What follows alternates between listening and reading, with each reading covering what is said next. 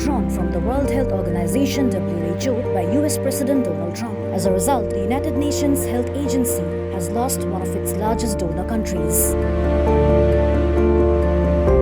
According to BBC, Trump had announced the US withdrawal from WHO a year earlier through an executive order. The US Department of Health and Human Services says America made this decision due to the WHO's failures in handling the COVID-19 pandemic, its inability to implement necessary reforms, and the political influence of member states. However, the WHO has rejected these accusations.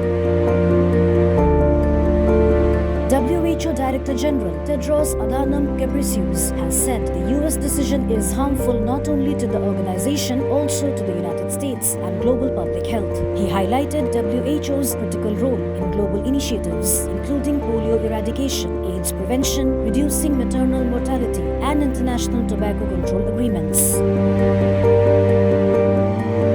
After the COVID-19 pandemic, WHO member states drafted an international pandemic treaty to prevent and handle future global health threats. Although the treaty was approved in April 2025, the United States did not participate in it.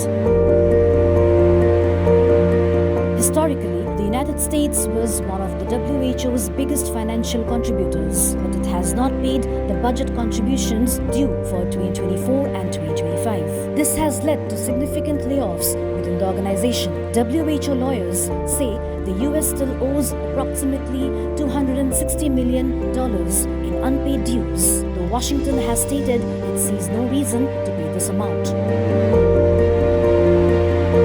The US government has announced that all US government funding for the WHO has been cut off.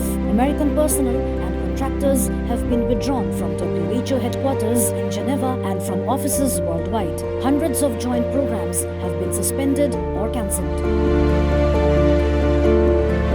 In a joint statement, US Health Secretary Robert F. Kennedy and Secretary of State Marco Rubio said that the WHO has belittled and disrespected America. They claimed the organization has strayed from its core mission and taken positions contrary to US interests. Desk report, Bangladesh Guardian.